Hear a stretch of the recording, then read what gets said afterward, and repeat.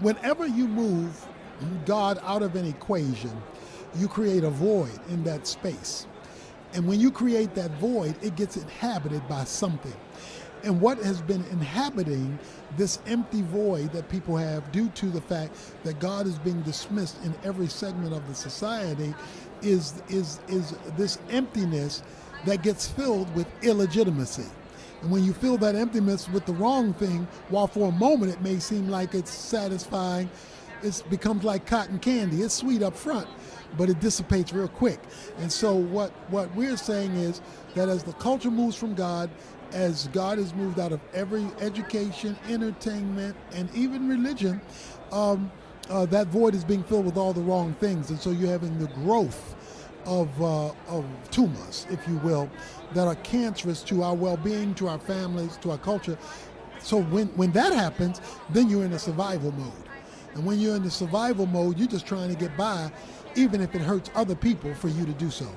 And then you have the people, Dr. Evans, that are facing hopelessness in their own lives. Maybe there are people in the church, maybe with a relationship with Christ, yet they are finding themselves, or at least they think they are without hope. They may be just totally overwhelmed by whatever circumstances, or maybe it's a big mistake that is haunting them. What does the Bible have to say to those individuals about a comeback for their lives? Well, it has to say Jeremiah 29:11, because those people were in bad shape, and it was due to their sin. And God says, I still have a plan for you, but before I can show you my plan, you got to come back to me. What a lot of people want is they want to go from the problem to the plan while skipping the person. And you got to move from the problem to the person to get the plan. And that process is critical in terms of God orchestrating a restoration or a comeback. Well, let's talk about what you see in the scriptures as far as people that experience their own personal comeback. What are some of the stories that you include in this book? Well, we start with Naaman. I mean, he's had an impossible situation, cancer, a cancer of the skin, leprosy, and there was no solution for it. He's told by the prophet to dip in the Jordan 7 times. He uses 2 words that'll mess your life up. He says, I thought. See, when what you think is different than what God says, you're thinking wrong. And so he used his human understanding.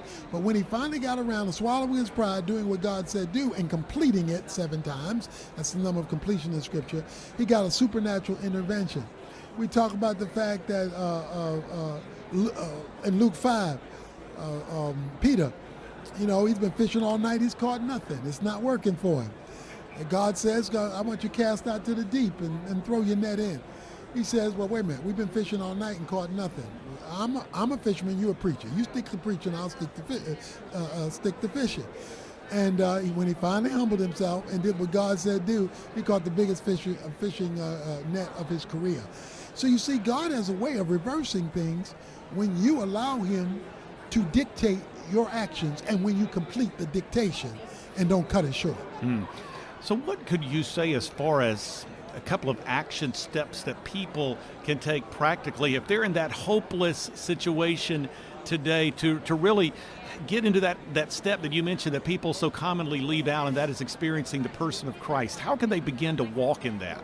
First of all, you've got to ask, is there any unaddressed sin? Because if there's any unaddressed sin, you are blocking the answer to your own prayer.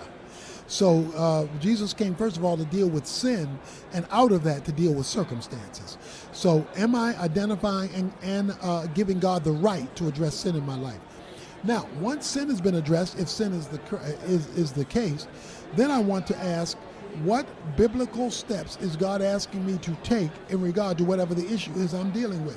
Have I moved in obedience? Okay, I've confessed sin, I've repented of sin, but now am I moving like Naaman? Am I moving to obedience, or am I just hoping God just swoops down out of heaven and does something? God hits a moving target.